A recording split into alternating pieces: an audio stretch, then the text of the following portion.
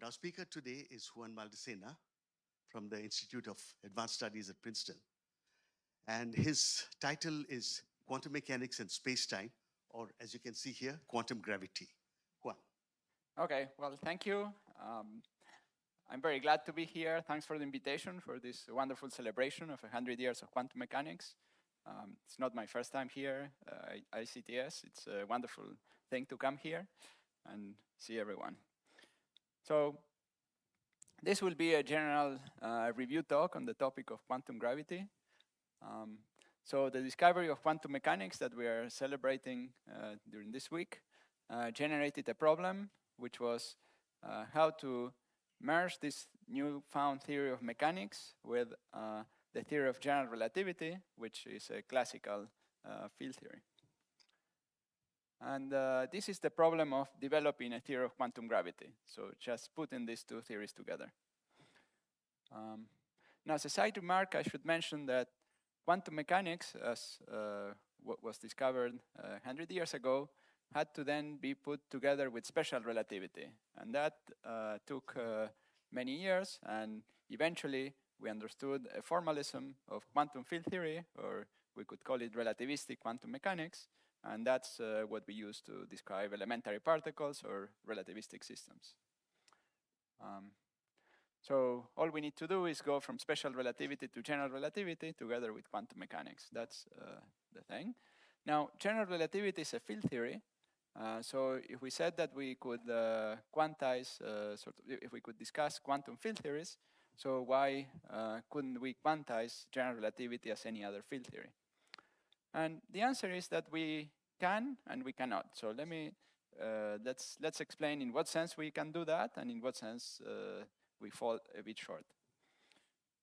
Let's start with the yes answer.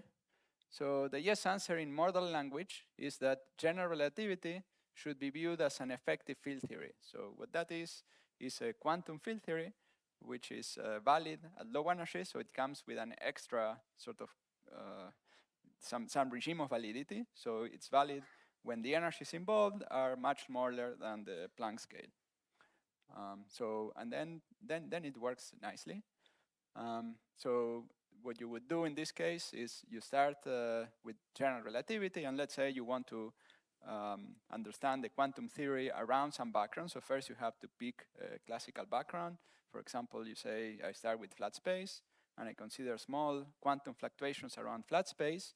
So technically what you do is you expand the metric in small fluctuations, and then you get a quadratic action that describes free gravitons and then some interactions.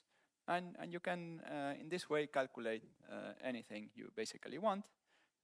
There is one issue is that when you start considering quantum corrections or loops of gravitons, then you'll get divergences.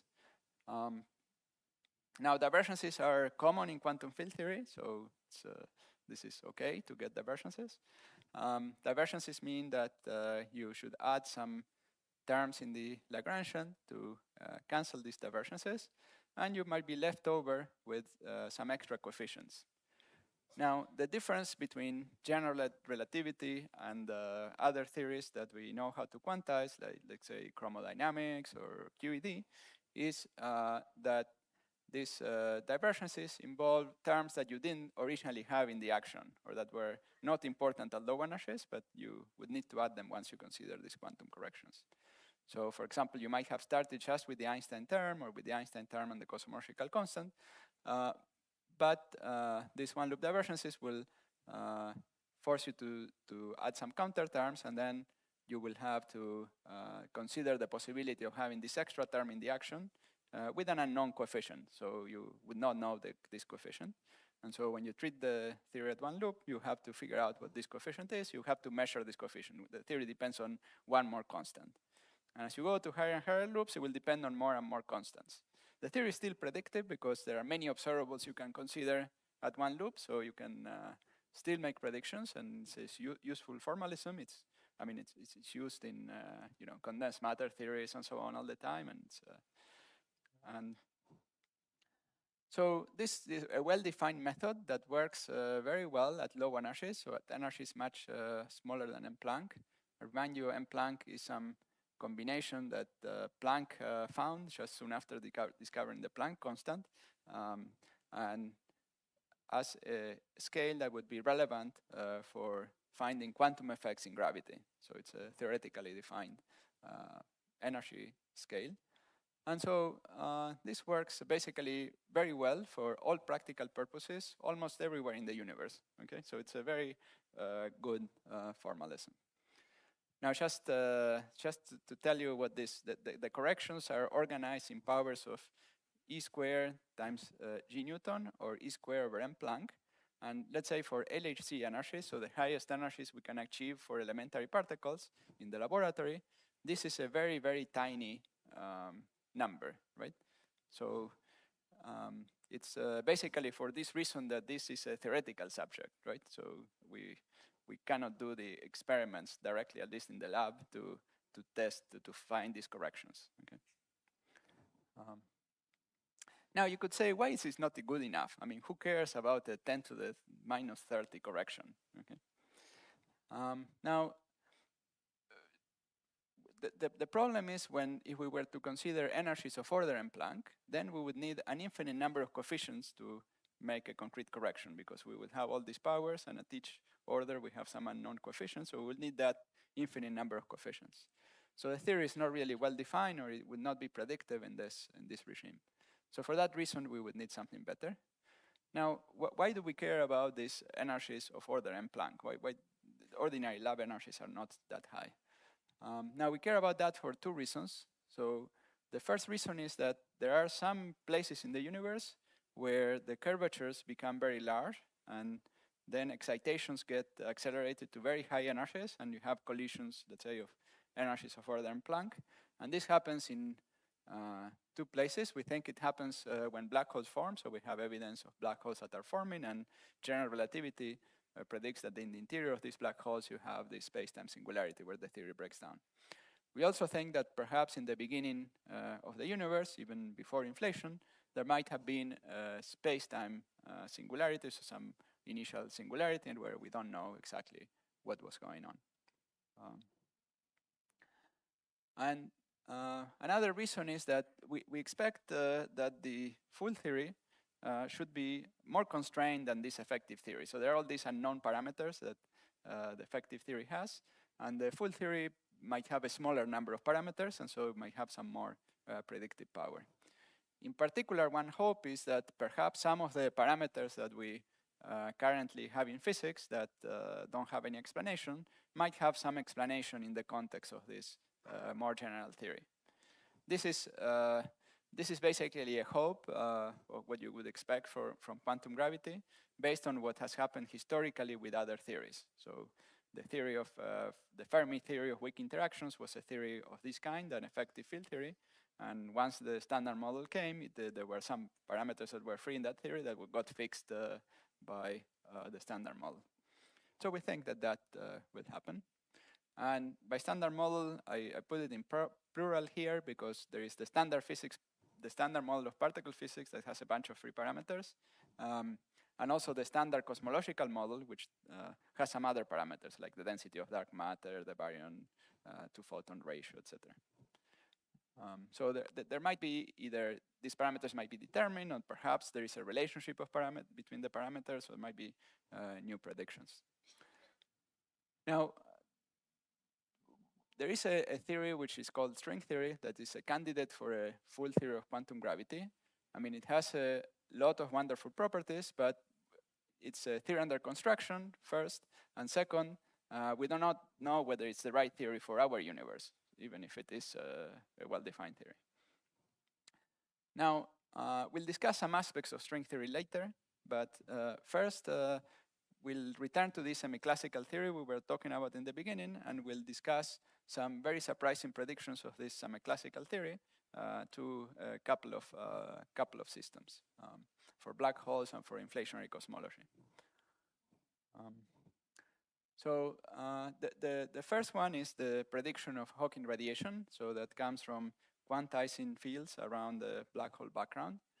And what Hawking found was that a black hole emits thermal radiation with a formula that says that the temperature is proportional to 1 over the size. What this means is that the typical wavelength of radiation that comes out of a black hole is proportional to its size. So that means that if you take a black hole and you make it smaller, it will be hotter. And if you make it even smaller, it might be as hot as for you to see it white. Okay.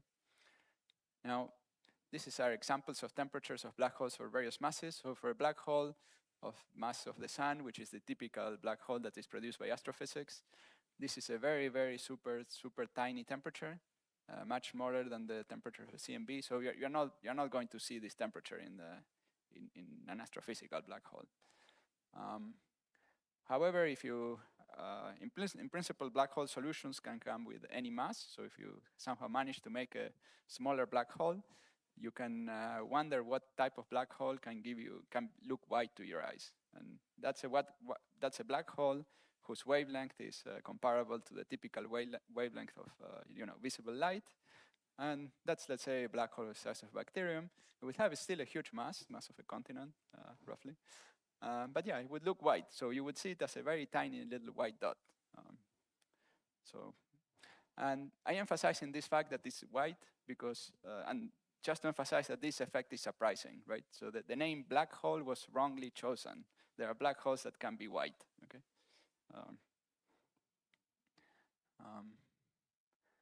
So the fact that you have some temperature also through the first law of thermodynamics leads to an entropy. So this is a thermodynamically defined entropy, similar, let's say, to the entropy you can define by taking a condensed matter system in the lab and cooling it down to very low temperatures and integrating, delta Q over T and all that. That will give you some entropy. And in this case, that entropy is the area of the horizon in Planck units. Again, L Planck is some length scale, sort of the inverse of that Planck scale in units where all the constants are 1. You can restore all the constants, so this is where all the constants come in. And it's often remarked, and I'll remark it here again, that all the basic constants of physics appear here, and each of these constants is related to some important discovery, let's say in physics, from gravity to quantum mechanics to relativity to statistical mechanics for explaining thermodynamics. So all of these are involved in this discussion. And this, because L Planck is so small, this entropy is very big for a macroscopic object. So it's much bigger than the entropy of an ordinary object of the same size. Now, these properties lead to very interesting puzzles for a theory of quantum gravity, and we'll discuss those later. Now I'd like to focus on the second very interesting prediction of the effective theory, which involves cosmology. During inflation, so the idea is that in early cosmology, there was a phase of inflation where the universe expanded with constant almost constant Hubble constant, so with acceleration which was almost constant in time. And the idea is that during that time, the universe had effectively a horizon. So if you have a universe that is expanding at a constant Hubble rate, then there is a sort of cosmological horizon. And for the same reason that the black hole horizon produces a temperature, this type of horizon also produces a temperature. And the idea is that those temperatures produce small fluctuations in the field that is moving during inflation, so in some scalar field. And then those small fluctuations get imprinted into the shape of the universe at long distances, the so-called scalar fluctuations. So they have to do with the scalar curvature of a slice at constant density. And those fluctuations then get imprinted into the CMB. So this is one of the nicest pictures of these fluctuations. So all the red and blue things are just fluctuations. They're measuring more or less directly those primordial fluctuations. They are slightly processed by some physics in the later universe, but it's roughly speaking a map of these primordial fluctuations. Now, these are scalar fluctuations. You can view them as coming from the quantization of the scalar field that drives inflation. But they mix with gravity. At least they mix with some components of the metric. And due to the gauge symmetries of general relativity, you can, let's say, freeze the scalar field and think of those as fluctuations of the metric, or you can, so the extent to which we should call this quantum gravity or quantum fields is somewhat debatable, okay? However, the same mechanism gives rise to tensor fluctuations. These are fluctuations the same way that the scalar field got some fluctuations due to this temperature. The tensor, the metric components, the traceless part of the metric, gets some fluctuations, and these are then expanded by stretched by the expansion of the universe, and they are would now be seen as gravity waves, which are the size of the observable universe. And this would be observed by measuring the B modes of the polarization of the CMB. So if you make a map of the polarization of the CMB and there were gravity waves, you would see something like this. This is indeed what the BICEP2 experiment saw. Unfortunately, these signals were not due to primordial fluctuations or from the CMB, but to some dust in the interstellar medium. But what this highlights is that at any point now, there could be a plot similar to this, that the current experiments that are more sensitive and can discriminate between dust and the CMB could make, right? And so let us emphasize the physical mechanism that gives rise to this primordial fluctuation is basically the same as the one that gives rise to Hawking radiation, right? And so again, as I said, there is a horizon and also temperature. Now, the particles that are created by this temperature can also collide, and in some sense, you can say that inflation is a kind of cosmological collider that gives us a window to very high energies of order 10 to the 13 GeV at maximum. That might be smaller, but this could explore those. And the effects of this collision appears through non-Gaussianity. So the primordial fluctuations, as far as we know today, they are completely Gaussian, and that would be true if those fields, like the metric and so on, are such that you can neglect all their interactions. So that's what gives the Gaussian answer. But interactions, plus perhaps also possibly new particles, give rise to non-Gaussian features. So the non-Gaussian features of the CMB tell us about what was going on during inflation, the interactions that we had. And we expect them to be present at some very tiny level. Unfortunately, if you only assume the simplest model, it's a level which is much smaller. Well, maybe an order of magnitude smaller than the level you are sensitive to right now. But one point I wanted to emphasize is that we see the quantum mechanical nature of the early universe, right? So the predictions are for the deviations in the statistics of the experiment, deviations in the statistics of the fluctuations in the universe, right? That's where the information is. So we can't predict the shape of the universe, but we can predict only the statistics of the possible shapes of the universe. As usual in quantum mechanics, we just predict the distribution of measurements, the probability distribution for measurements, but not the precise values of the observables. Now, this is again the same point the temperature during this inflationary phase, where the universe is close to a so-called de Sitter universe, is given by the Hubble constant, which is basically 1 over the size of this cosmological horizon. And if you recall the temperature for the black hole entropy, it was a similar formula, but with the size of the black hole, okay? Very similar formula. Now, I should emphasize that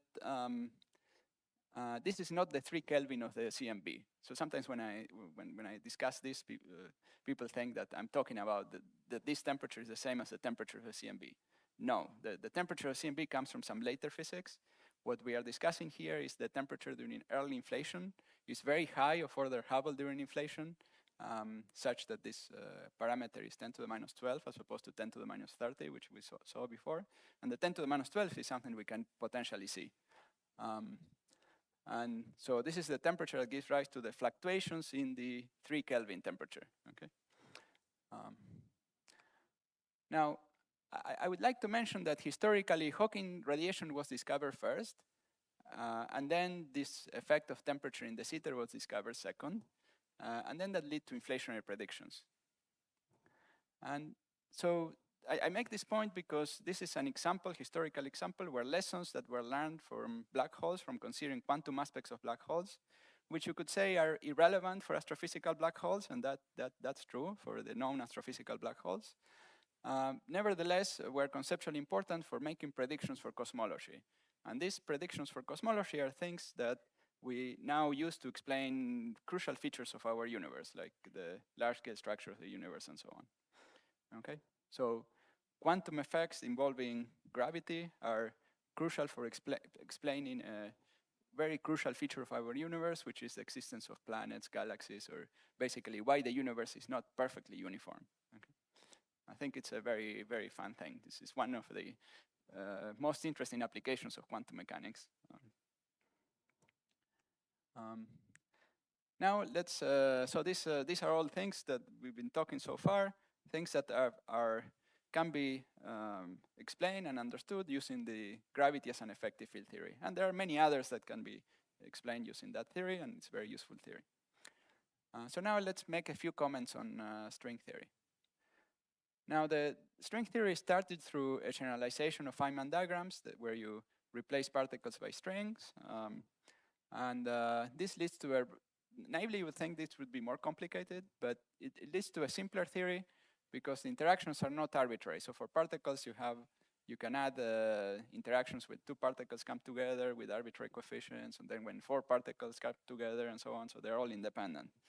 But in string theory, the interactions come from a change in the topology of the surface, and okay, there might be a term that involves that depends on the topological class of the surface, but you cannot assign the interaction to a particular point on the surface.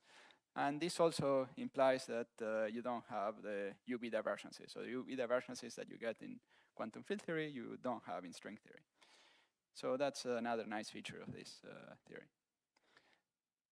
Now, in addition, the simplest string theories defined in flat space contain a graviton. So you also contain a usual massless graviton, the same graviton we get by expanding Einstein gravity around flat space. And the interactions among these gravitons are the same as the interaction that follow from that topology of the worldsheet and so on, are the same as the interactions you have in gravity. Okay. Now, the simplest cases are supersymmetric string theories. And when they're in flat space, they require 10 dimensions, as you might have heard. Now, this looks bad because we live in 4 dimensions. However, there is an old idea from the 1920s which says that you could have a space-time that has a certain number of small dimensions and 4 large dimensions.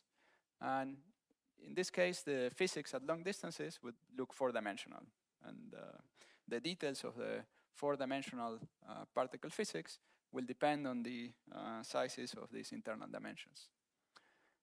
Now, in the 80s, when these string theories were developed from the point of view of string worldsheet, it was thought that perhaps there would be a relatively small number of internal manifolds. And so people said, oh, we'll find the internal manifold and we make a definite prediction for the standard model. So people would say, well, in 20 years, we will know the mass of the electron. Now, what happened was that this number of internal dimensions of internal shapes, and there could be other things you could have, like fluxes of various generalizations of electric fields, kept growing and is now very big. Like estimates are 10 to the thousands or even bigger than thousands. So, and so it's a very wild, very big structure. So the theory in 10 dimensions is essentially unique. There are maybe 5 versions, but essentially unique. But all these 4-dimensional parameters that we get in our physics, in our world, like the standard model parameters, would depend on the choices of the internal manifold and the fluxes of the gauge fields in that internal space. And so for that reason, we don't have a unique prediction for the standard model, at least so far. Now, I should mention in passing that corrections to gravity, for example, these other corrections that we had in the effective field theory, which in the effective field theory were totally arbitrary. in string theory, they're completely fixed. So in 10 dimensions, they're fixed, and when you go to lower dimensions, they are determined by the shape of the internal manifold. That's, let's say, one particular example of why string theory is more predictive than the effective theory. Now, the study of these compactifications is continuing, and this is an active area of research, and cases with a lot of supersymmetry are being classified, and with maximal supersymmetry completely classified, and with less supersymmetry more and more classified.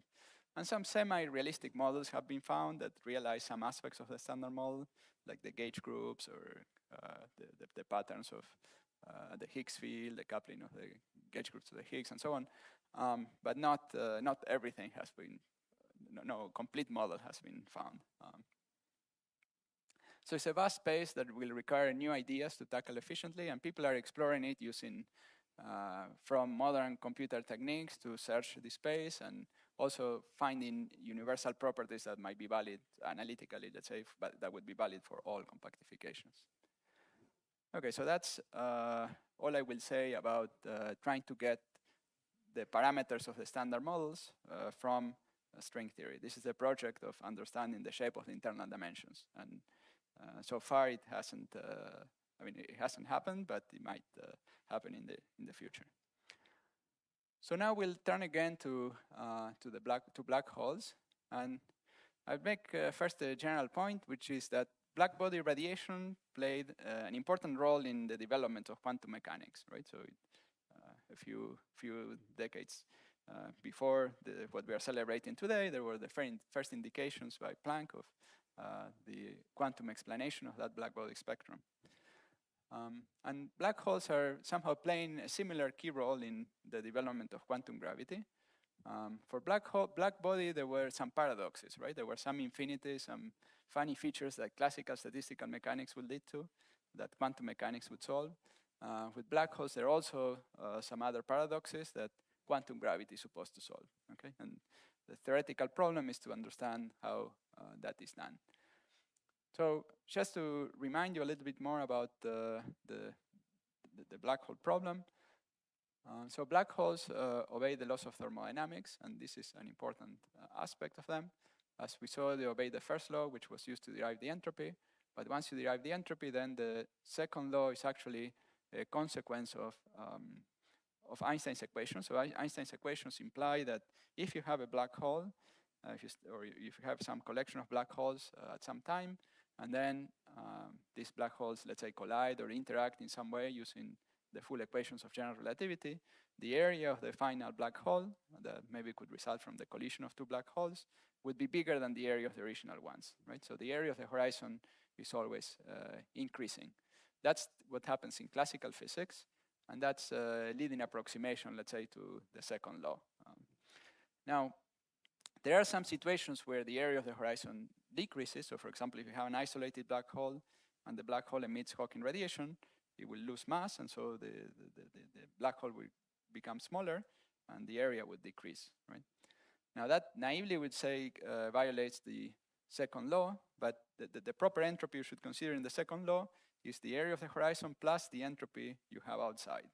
And that sum actually increases. So through the process of Hawking radiation, the sum of the area of the horizon plus the entropy outside actually increases. Okay? It doesn't stay constant, it increases.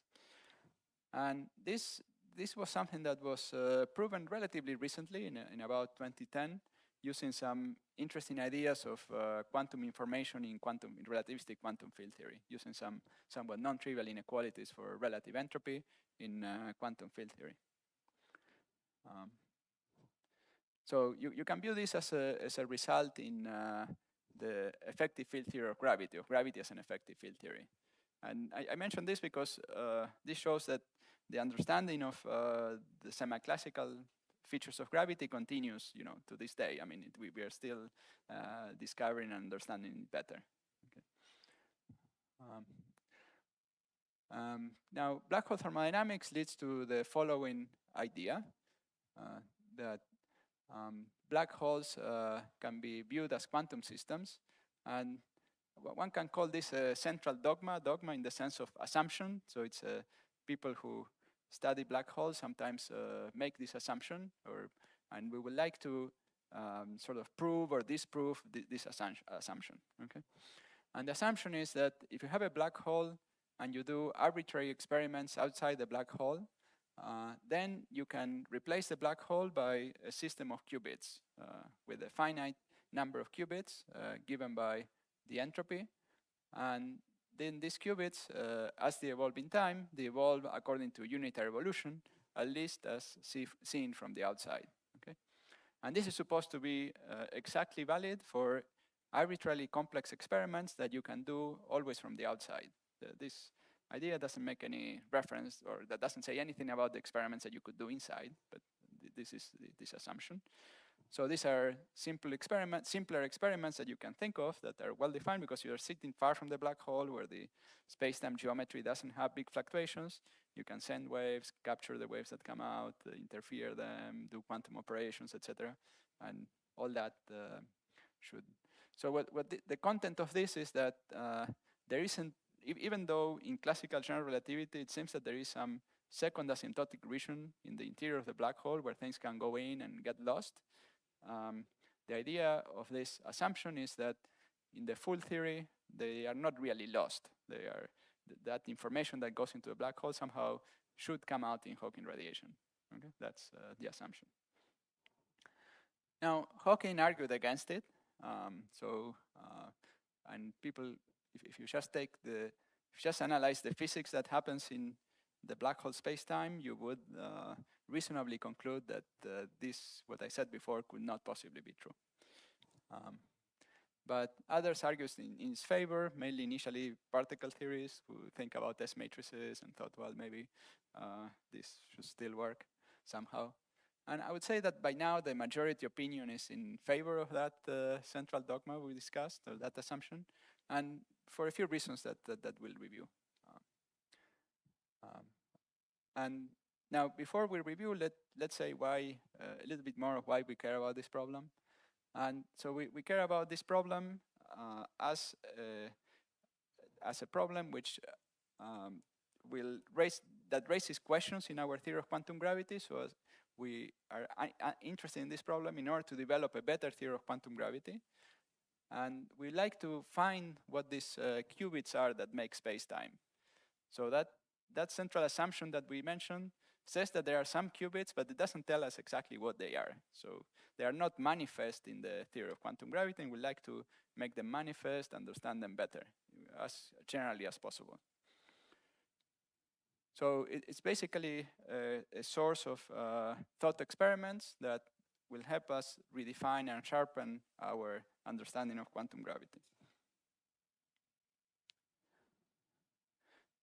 Now, there were some developments in the late 90s. So it was discovered that in string theory, there are some other objects called D-branes, which are a kind of soliton. I won't discuss in detail what they are. What's important for our story is that there are very precise rules, mathematical rules, that tell us how these solitons interact with each other, how they interact with the basic degrees of freedom of space-time. And this led to the first microscopic accounting for the entropy of some black holes. So as I mentioned, there is this formula for black hole entropy that's supposed to be equal to the number of some qubits, or you should get it from tracing over some Hilbert space. And what Strominger and Baffa did was they considered certain special kinds of black holes. So black holes that were charged. So these are black holes which, in addition to its mass, they carry some charge, and then you can go to the limit that the mass is equal to the charge, and those black holes, the Hawking temperature basically becomes 0, so they become stable, and you can then consider those states and vary some parameters in the theory, and go to a phase of the theory where the object with the same charges has a simpler description in terms of these D-branes that Polchinski discussed. And as I said, there are precise mathematical rules. We won't discuss what they are, but they allow us to construct the Hilbert space and to take the trace in that Hilbert space, as compute the number of states in that Hilbert space. And when you get that number is equal to the area of these special black holes.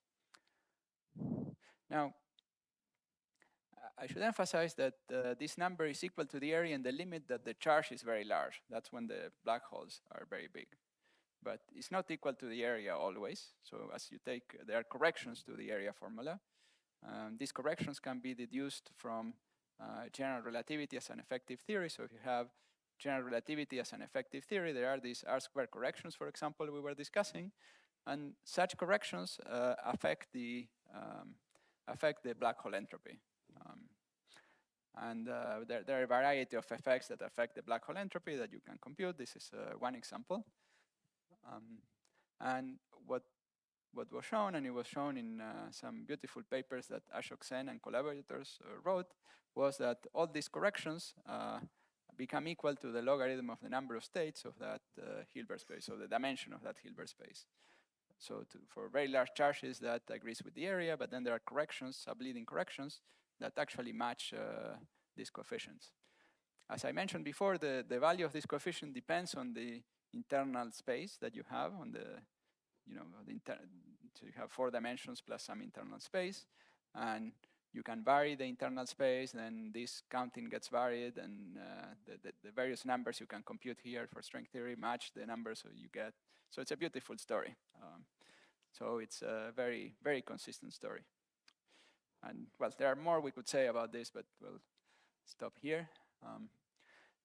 Now this same the idea very closely related to this story here lead to the idea of holography, which is again was based on thinking about these black holes, but it leads to the idea that we can describe the physics of some gravitational spacetimes in terms of particles or qubits living at the boundary. And the boundary theory is strongly coupled, but with no gravity.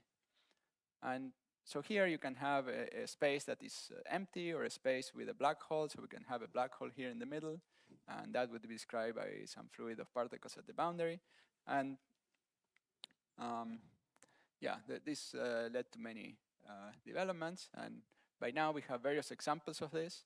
But I would mention that this is an example of that central dogma that we discussed before. So there are specific examples where we know the black hole and we know the what surrounds it. So before we said that central assumption said that you can have a black hole and you surround it with some sphere and replace that by a system of qubits. Here you are doing that, but you're putting this sphere very far away. And this works very nicely for negatively curved spacetimes, sometimes called anti-de Sitter. This is a picture of a negatively curved space, so hyperbolic space.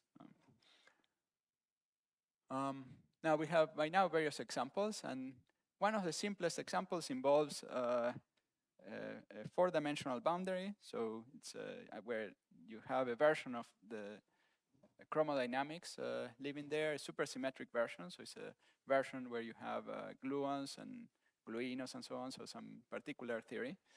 It's not important exactly to know the details of the theory. What I want to transmit is the idea that it's a theory similar to the theories we use to describe strong interactions, but with a slightly different matter content. Instead of having quarks, we have that are in the fundamental representation there. We have fields which are in the adjoint representation.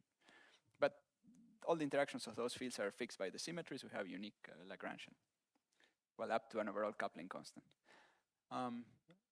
Now, the dual theory is a 5-dimensional spacetime obtained from the 10-dimensional string theory. You put it on a phi sphere, and then you get a 5-dimensional curved spacetime. And the strings that live in that spacetime, according to this relationship, become the fundamental strings of string theory. So in chromodynamics theories, as I will review in a second, gluons can form strings, and then these become the fundamental strings. So this is one way to get this 10-dimensional string theory from a theory that starts out in 4 dimensions. So in some sense, if you are a 4-dimensional physicist who does not care at all about extra dimensions, but cares about, let's say, understanding various types of 4-dimensional field theories, this is an example of a 4-dimensional field theory that will lead you naturally to the 10-dimensional string theory. Now let's expand a little bit more on that point. So far we've been discussing string theory as a theory of quantum gravity, and we don't know whether strings describe the theory of quantum gravity or not for our own world. Okay. For now, that's a speculative idea. Now, relativistic strings, I would like to make the important point that's sometimes not made, which is that relativistic strings have already been observed in nature. Okay. Now, relativistic string is a string whose tension is equal to the mass per unit length, right? That differs from a violin string. A violin string is a string whose tension is much less than the mass per unit length. So relativistic strings have already been observed, and in fact, they were observed before string theory was invented, and string theory was invented to account for those strings, roughly speaking. So the strings and string-like excitations are produced by strong interactions, and this is the experimental evidence for this string. So you take, you make these plots of the mass squared of, so here the horizontal line is the mass square of certain mesons, and the vertical line are their spins. So we have a whole sequence, and what's important about this is that they all lie along essentially a straight line. And this, you get this straight line if you think in terms of a rotating relativistic string. So you take a string whose mass is equal to its tension, and then you make it rotate. The angular momentum is quantized, so you get a set of quantized energies, and they all lie along a straight line. I mean, this type of plots were understood already in the 60s, and that's what led to the idea that there might be some relativistic string somehow, and that was the initial development of string theory. Now, after these initial developments, it was the quantum chromodynamics was discovered, and now we think of these strings as made out of gluons. So the idea is that we have a quark and anti-quark, we separate them, then there is a color electric flux that goes between them, and as opposed to what happens in QED, where that, if this was quantum chromodynamics, the electric field lines would spread throughout space, but the idea is that in chromodynamics, the chromodynamic electric field lines attract each other and form narrow tubes, which give rise to these relativistic strings. And these strings are routinely, used for experiments and so on. So, now these strings are supposed to be simpler in the case that the number of colors goes from 3, which is what we have in nature, to some number much bigger than 1. So if you can theoretically take this large n limit, and then these strings become simpler in the sense that they become non-interacting. And it becomes harder to break the strings. In nature, these strings can break by forming, if you take a quark and an anti-quark and you separate them, you can create a quark and anti-quark in the middle, and then you get 2 separate mesons, so the string cannot stretch forever. But in the large n limit, that process is suppressed. And the large n limit is precisely when this holographic duality, well, the holographic duality is supposed to be valid always, but the connection to Einstein gravity theory requires that n is large, because the Newton constant is proportional to n squared. So if we want to be in the regime of validity of gravity as an effective field theory, we want the Newton constant to be small. So we want smaller compared to the size of the radius of curvature of the zeta space. And so we want n to be large. So, well, this is a point I've already mentioned that, yeah, maybe I won't mention it again.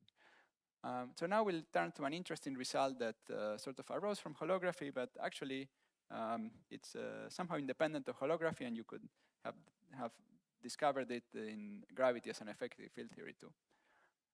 And this is a new formula for black hole entropy. So this will be, so I'll try to explain this formula that played an important role in recent developments. And I think it ranks in its importance to comparable to the formula for black hole entropy that Bekenstein discovered. And this is a variant of that formula that's computing a different kind of entropy. So let's explain that. So this is a formula which, remember that we thought that the black hole was dual to some, could be described by some quantum system. Now, quantum system in a general state is described by a density matrix. And then we can calculate the so-called von Neumann entropy or quantum entropy of that density matrix given by this familiar formula. Okay. Now that's a formula we would compute in this, if we had these qubits as an accessible system, we could compute them.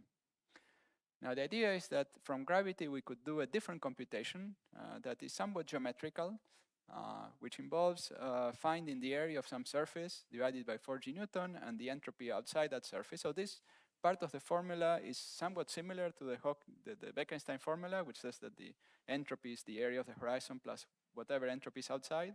The only difference between the two formulas is that this is not the horizon. This is some surface, and we are supposed to vary the surface and get to the point where this quantity becomes extremal, and then if there are many extremal surfaces, they choose the minimum. So there is some process of minimization. I won't discuss the details, but some process of minimization of the previous formula. So let me try to explain that a little better through a couple of diagrams. Maybe we will start, perhaps this diagram is a little more intuitive. So we had the black hole. So the black hole is this black thing that represents the position of the horizon. And we're drawing a particular time slice through the black hole geometry. Then we take a three-dimensional slice that extends up to some two-dimensional surface that might be inside the black hole. It might be outside. And then we consider that surface we call X. That's a two-dimensional surface. We calculate the area of this surface, and then the entropy of the quantum fields contained between that surface and some surface sufficiently far away from the black hole. So this is the full space-time diagram. We are, well, maybe I don't have time to explain Penrose diagrams. Maybe I'll skip the space-time diagram. So now, a remarkable property of this formula is that, and well, this surface, where exactly this minimal surface X is, depends on the geometry of the black hole interior. So there are black holes for which this surface is at the horizon. There are black holes where that surface is inside the horizon. There are black holes where that surface shrinks to a point and it's not even there. So there are all these possibilities. And this entropy formula depends on the structure of the black hole interior. Okay. And a fun case is a black hole that forms from collapse, right? Imagine you have some pure state of matter that forms a black hole. Before the black hole collapses, the entropy is zero of this system. After the black hole collapses, if you compute the entropy using this formula, you'll also find that it is zero. Okay. While the Hawking-Bekenstein formula would have increased, it will give you the area of the horizon. Okay? So the two formulas give different answers. The formula we're discussing here is consistent with the idea that this formula gives the fine-grained entropy formula. So,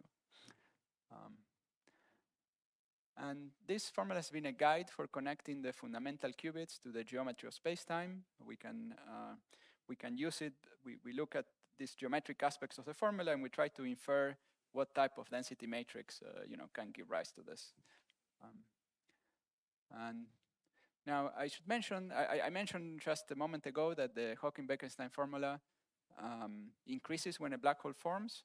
So it should be viewed as not as a von Neumann entropy or fine-grained entropy, it should be viewed as a coarse-grained entropy. Sometimes this entropy is called the Boltzmann entropy, so the entropy that obeys the Boltzmann-H theorem. Now, when you took your classical thermodynamic course, or you might not have distinguished between these two entropies. So normally when we talk about these two, you might be confused about the two notions of entropy, but just the two notions of entropy are different, and they are different for systems that are dynamical, that, let's say, they form from a simple state, and then these two are really different. Okay. Now, I would like to mention that this subject has led to a fruitful collaboration with condensed matter physicists, quantum information theory, complexity theories, and quantum chaos, etc. And this started from the very beginning. And Shinsei Ryu was is a condensed matter physicist, and also worked in this aspect of quantum gravity. But he was asking, can you use holography to describe quantum systems? And talked to Takayanagi. They found this wonderful formula. And this led to many other developments. So in this sense, black holes have been a source of information, perhaps for this condensed matter physics problems, and vice versa. The condensed matter physics perspective was a source of questions and a source of information for some quantum gravity problems. Now, this connection continues to be developed, and I think one of the interesting things that it says is that it suggests that we could create artificial quantum many-body systems that are strongly interacting and have a description in terms of an emergent universe that is governed by Einstein's equations. So you could create somehow, with a quantum computer or a quantum simulator, a little tiny little universe, or maybe you could say you don't create the universe, but you have a simulation of such a universe governed by Einstein's equations. So you could say that that's a finite phase of matter where Einstein's equations are an emergent property. Well, maybe I'll skip this. Well, maybe, how much over time can I go? Okay. So you can make an estimate of saying what is the smallest number of qubits that you would need to have a universe that is honestly somehow described by Einstein's equation, which has some property that you can compute from solving the Einstein equations. And that number, when you compute it using one particular example of this holography, is of order, let's say, 10 to the 4, the thousands of qubits. And the number of operations is similar to, the number of qubits and operations is similar to what you would require to break these RSA codes, cryptographic codes. So if you read somewhere that quantum computers are about to make our codes obsolete, then be happy, because those same quantum computers can simulate little universes. At least I'm happy. Now, we'll discuss now some other example of a fruitful exchange of ideas with condensed matter physicists. And that is the connection between the SYK model of condensed matter physics and near extremal black holes. So there is, I won't discuss the details, I just want to illustrate this as an example where some ideas from condensed matter led to this model that had some scaling symmetries, conformal symmetries, and so on. And it was shown that this has similar symmetries as the ADS2 gravity. And so lessons that were learned through this model turn into lessons that we learn for gravity in some hyperbolic space, two-dimensional hyperbolic space. And this is a kind of space that arises when you have a four-dimensional charged black hole near extremality, similar to those black holes whose entropy was first computed, but this discusses some aspects away from extremality. And in particular, these black holes display some strong quantum gravity correction. So even though the black hole could be very big, if you go sufficiently to extremalities, so very low temperatures, there is a particular quantum gravity mode that becomes strongly coupled. And not only that, but you can solve that particular sector of quantum gravity, and you can solve it by techniques that were essentially initially developed for this model. So you can solve this model, and then that same type of idea translates into solving this particular quantum gravity mode.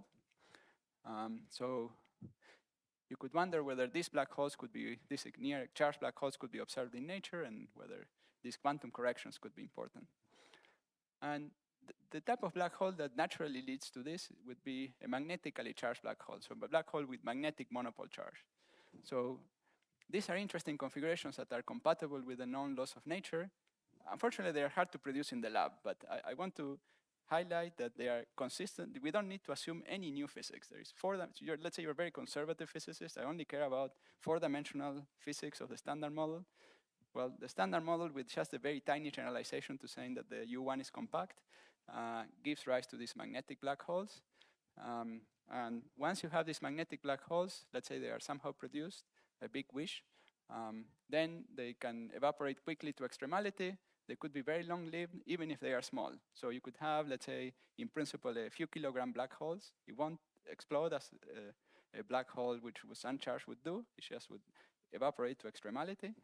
And then you could have them in your lab with a big magnet, and you could measure their Hawking radiation, and this Hawking radiation would come out at, let's say, tabletop energies, and in a regime which is dominated by quantum gravity.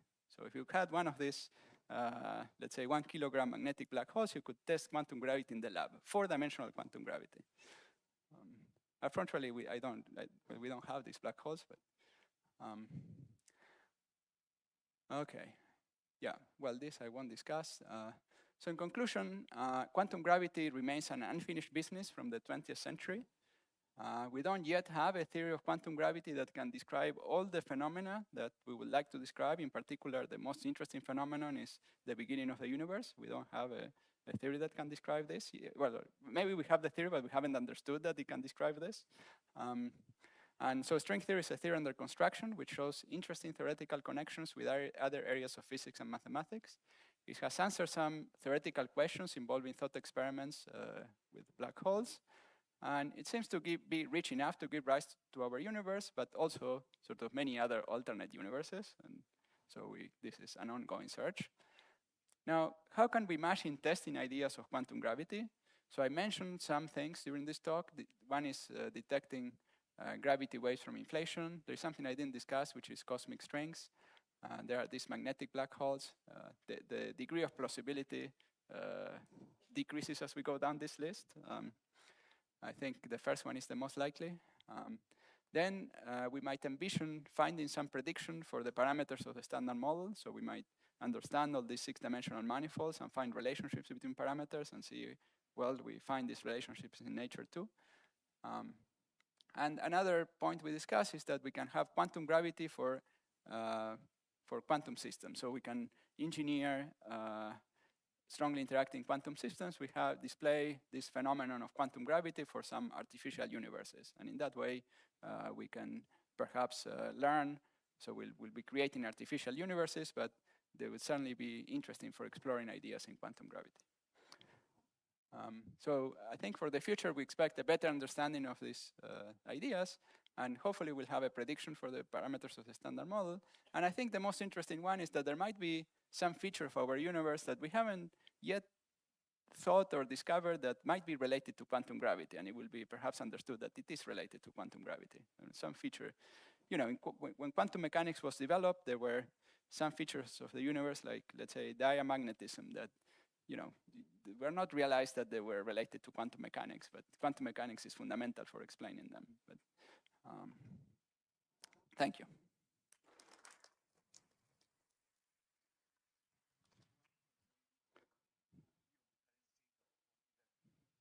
We have time for maybe 3 questions because we're running a bit out of time.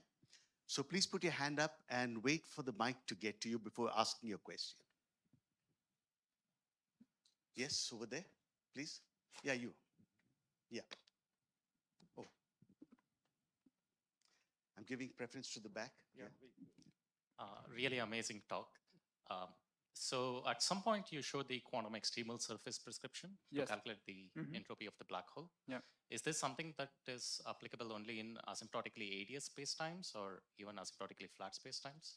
No, it's supposed to also be applicable for asymptotically flat spacetimes to the extent that you can distinguish the degrees of freedom of the black hole as separate from the degrees of freedom far away. So you make some approximation where you separate in flat spacetime the degrees of freedom sort of near the black hole from the rest. That's the context in which this, let's say, central dogma was discussed.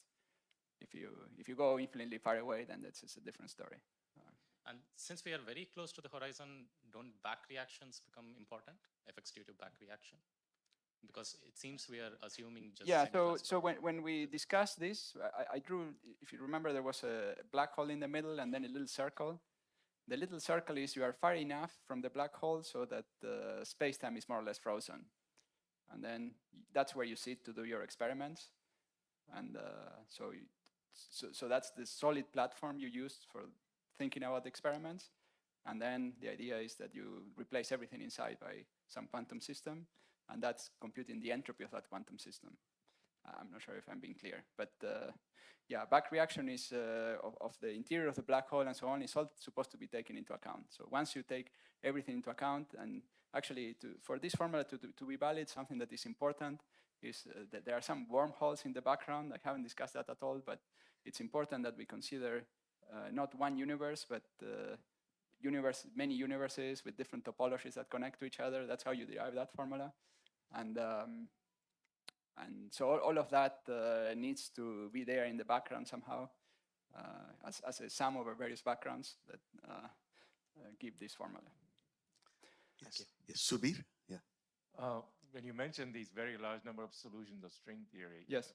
Is it clear that they're all valid, stable solutions, or could there be quantum tunneling between them and the actual number Good. is Yeah, much no, that's a very good point, and I think it's more or less clear that most of them are not stable, so they are metastable, long-lived solutions, and yeah, we expect that there is tunneling between them, and we expect that most likely our universe will decay and tunnel into something else, so we'll create a bubble of maybe something that collapses or something that goes into 10-dimensional flat space, or that might be the ultimate fate of our universe. But we don't have a way of thinking about this whole process. This thinking about all these collapses and all this tunneling between different universes is it's a process that leads to a bunch of paradoxes, and people discuss on how we should compute probabilities, and you get very different answers with different prescriptions. So it's part of what so at some point I said that a problem in quantum gravity is the initial singularity. And that's a code word for all these problems that involve, let's say, eternal inflation and you know, all these bubble nucleations and so on. So we don't have a way of thinking about quantum probabilities that makes sense and it's universally accepted for these cases. There are some proposals, but we don't have a level of understanding that the level of understanding we would like. Yes. What do you think is the physics of this surface X, which is being extremized with respect to in the Ryo-Takayagi formula?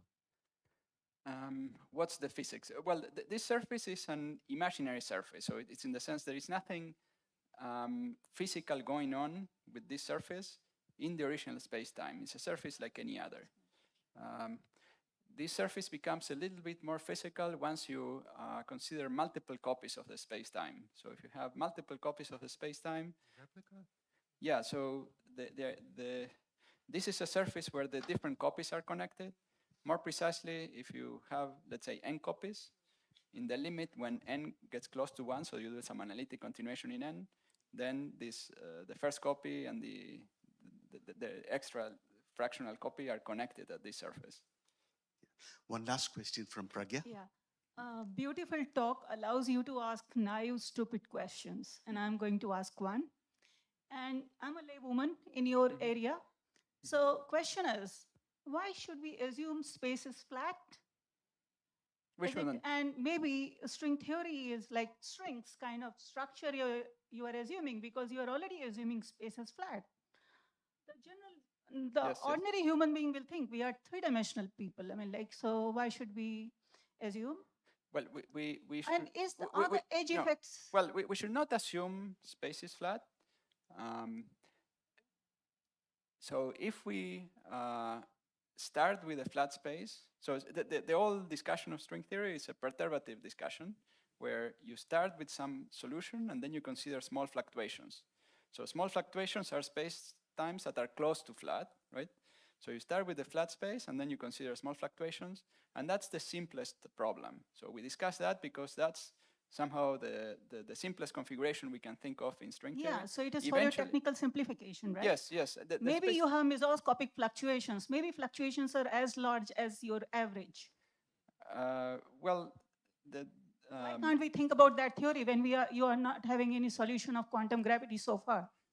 Well, that could well be the case when we consider this problem of tunneling between different universes, and especially when you consider closed universes. So people are discussing now that when you have closed universes, you have large fluctuations and so on. And those things would definitely be relevant in the more cosmological setup. So what we normally do is to consider some idealized setups where if you had a very big flat space, then corrections can be calculated and be calculated to be small.